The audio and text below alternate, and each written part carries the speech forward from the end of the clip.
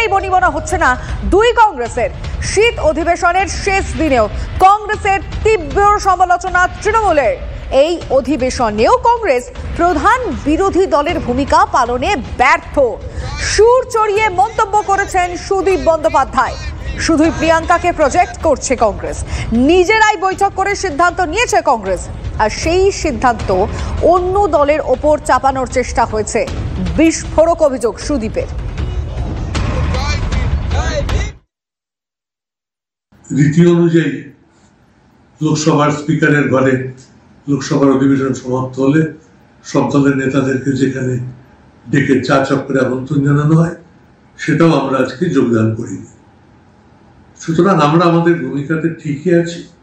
গেলাম না মানে সেটা বিরোধী দলের মধ্যে একটা ঐক্য যেন প্রকাশ্যে ফাটল হয়েছে, এটা না দেখতে পাওয়া যায়। কংগ্রেস থেকে এসে আমাদেরকে অনুরোধ করল, তখন অখিলেশ যাদব উপস্থিত ছিলেন। অখিলেশ আমার সঙ্গে জিজ্ঞাসা করল, সেখানে দাঁড়িয়ে একসঙ্গে সিদ্ধান্ত হলো কেউ যাব না। কংগ্রেসের তরফে প্রিয়াঙ্কা গান্ধীর উপস্থিতি দিয়ে তাকে কিছুটা প্রজেক্ট করাতে পেরেছে।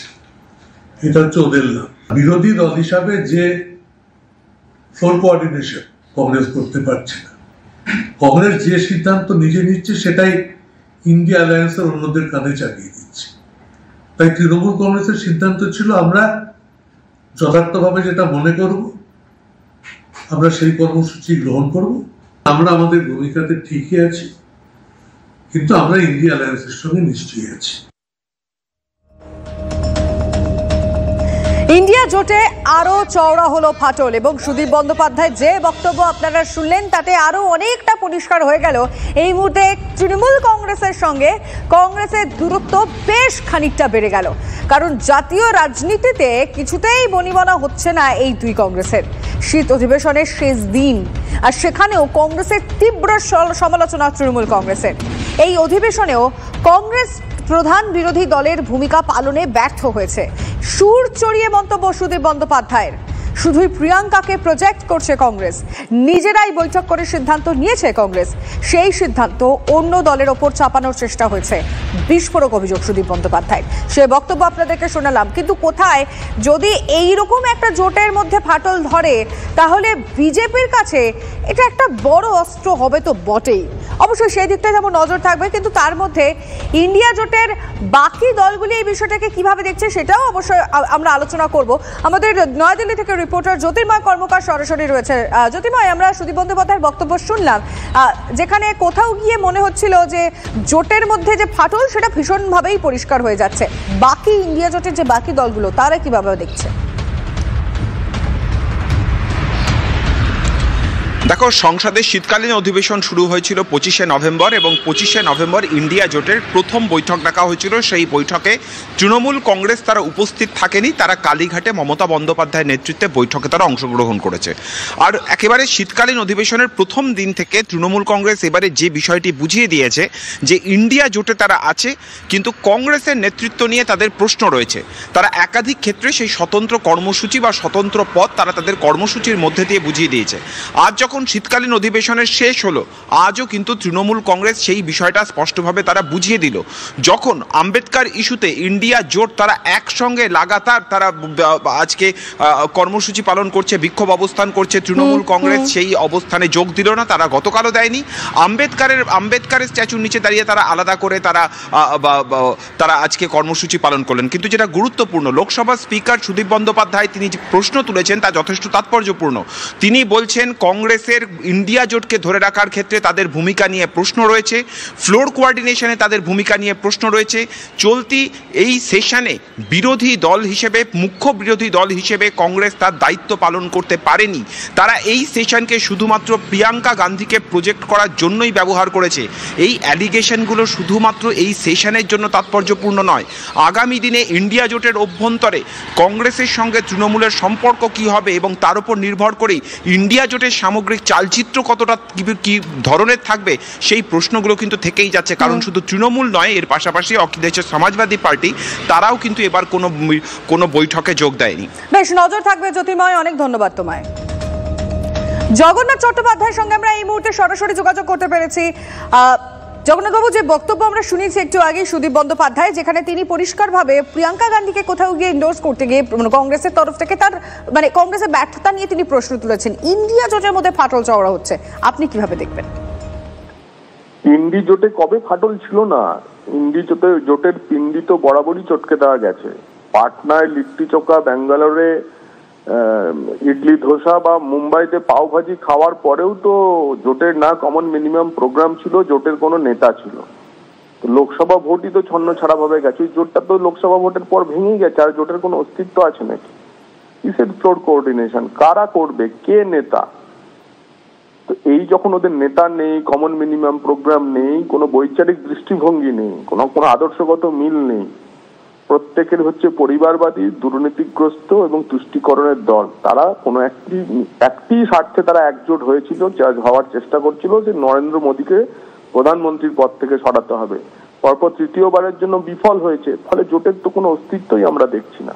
ফলে প্রিয়াঙ্কা গান্ধীকে প্রজেকশন হবে না মমতা বন্দ্যোপাধ্যায়কে প্রজেকশন হবে, এটা ওদের নিজেদের বিষয় এবং এই নিয়ে ওরা চুলোচুলি করুক। আমরা বাইরে থেকে দাঁড়িয়ে হাততালি দেবো, কখনো বা নখ বাজাবো। ধন্যবাদ আপনাকে। আমরা কথা বলছিলাম বিজেপি নেতা জগন্নাথ চট্টোপাধ্যায়ের সঙ্গে এবং খুব স্বাভাবিকভাবেই বিজেপি এই বিষয়টাকে তো হাতিয়ার করবে এবং যেটা জগন্নাথ চট্টোপাধ্যায় বললেন যে তাদের মধ্যে এই যে দ্বন্দ্ব সেটা দেখে বাইরে থেকে দেখে বিজেপি হাততালি দেবে। কিন্তু কংগ্রেসের মধ্যে, কংগ্রেস এবং তৃণমূল কংগ্রেসের মধ্যে এই যে ফাটলটা হলো তার ফলে বাকি দলগুলোর মধ্যেও কি ইম্প্যাক্ট পড়তে পারে? ইন্ডি জোটে যে ফাটল সেটা কি কি ভবিষ্যৎ হবে? কারণ প্রিয়াঙ্কা গান্ধীকে প্রজেক্ট করতে গিয়ে কংগ্রেসের ভূমিকা নিয়ে ইতিমধ্যে প্রশ্ন শুরু করেছেন তৃণমূল কংগ্রেস। এই মুহূর্তে সিপিএম কি ভাবছে এই বিষয়টি নিয়ে আমরা জানার চেষ্টা করব। সুজন চক্রবর্তী রয়েছেন টেলিফোন লাইনে।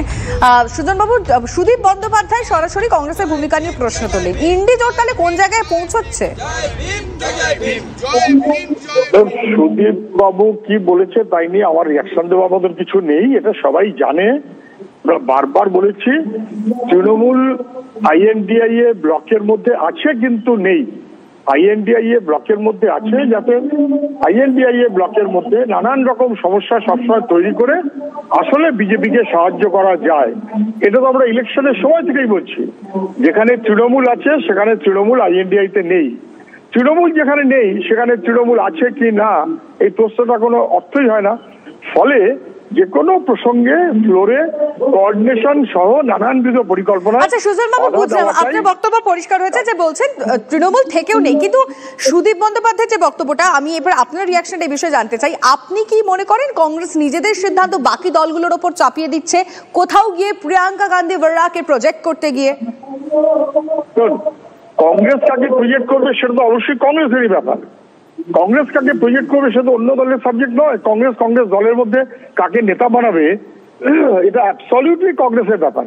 কিন্তু সারা দেশে বিজেপির বিরুদ্ধে লড়াইটা কিভাবে হবে এটা সবার ব্যাপার। সেই ক্ষেত্রে সবাইকে অংশ নেওয়া উচিত। তারপর তৃণমূল কাকে নেতা বানাবে সেটা তো আর কংগ্রেস বলতে যাবে না, সেটা তো মমতা ব্যানার্জি বলবে। কংগ্রেস কাকে নেতা বানাবে সেটা তো তৃণমূলের বলার কথা না, সে কংগ্রেস লিডাররা ঠিক করবে। আন্দোলন বিজেপির বিরুদ্ধে সবাইকে একজোট থাকাটাই কাজ, সেইটা তৃণমূল করতে রাজি না বা করবে না। অনেক ধন্যবাদ আপনাকে। সুজন চক্রবর্তী ছিলেন এই মুহূর্তে, কিন্তু কংগ্রেস কি ভাবছে সেটাও আমরা জানার চেষ্টা করব। কংগ্রেস নেতা সৌম্য রায়ের সঙ্গে আমরা এই মুহূর্তে যোগাযোগ করেছি। সৌম্যবাবু, কোথাও গিয়ে সুদীপ বন্দ্যোপাধ্যায়ের যে বক্তব্য সেটা নিয়ে মনে হচ্ছে ইন্ডি জোটের মধ্যে একটা ফাটল ভীষণভাবে পরিষ্কার হচ্ছে। কংগ্রেসকে নিয়ে যেটা তিনি বলছেন যে প্রিয়াঙ্কা গান্ধী বড়রাকে কোথায় প্রজেক্ট করতে গিয়ে কংগ্রেসের যে সমস্ত সিদ্ধান্ত সেটা বাকি দলগুলোর উপর চাপিয়ে দেওয়া হচ্ছে, আপনি কি বলবেন? ওই ফান্দে পড়িয়া বগা কান্দে আর কি, ওই রকম কথা শোনাচ্ছে আর কি অনেকটা। এটা আসলে নরেন্দ্র মোদী খুশি হয়, বিজেপি খুশি হয়, সুদীপ বাবুরা সেই ভাষা বলছেন। ফ্লোরে দাঁড়িয়ে আদানির বিরুদ্ধে একটা শব্দ উচ্চারণ করার ক্ষমতা নেই। দিদি নরেন্দ্র মোদী ব্যভিচারের বিরুদ্ধে, এই সরকারের যত অপকৃতির বিরুদ্ধে যখন কংগ্রেস আপোষহীন লড়াই করছে তখন এই মোদানিদের বিরুদ্ধে এরা চুপ করে আছে। আসলে এরা ইন্ডিয়া জোটের দুর্বলতাকে নয়, ইন্ডিয়া জোটকে দুর্বল করতে চাইছে, সেটাই হচ্ছে সুদীপবাবু বোঝাতে চাইছেন। আসলে সুদীপবাবু এটা জানেন যদি মোদীবাবুকে খুশি না করা যায় তাহলে এখানে তদন্তগুলোর একটু ফাঁস চাপ হবে। এই কাকু টাকুরা একটু অনেক কথা বলে ফেলতে পারে, তাই ভয়ে পার্লামেন্টে একটু হালকা করে বিজেপির পাশে থাকছেন, ট্যাসিড অ্যালায়েন্স করছেন, সেই জন্য এসব কথাবার্তা বলছেন। এরা বিরোধী ঐক্য নয়, ঐক্যের বিরোধিতা করতে নেমেছে, বিজেপির শক্তি বৃদ্ধি করছেন, তাই এসব কথাবার্তা বলছেন। এতে লাভ হবে না। ভারতবর্ষের মানুষ, বাংলার মানুষ জেনে গেছে যে বিজেপি মানেই তৃণমূল, তৃণমূল মানেই বিজেপি। কিন্তু একটু আগে জগন্নাথ চট্টোপাধ্যায়ের সঙ্গে আমরা কথা বলছিলাম সৌম্যবাবু, তিনি বলছেন যে আপনাদের মধ্যে এই দ্বন্দ্ব দেখে তারা এখন বাড়ি থেকে বসে হাততালি দিচ্ছেন।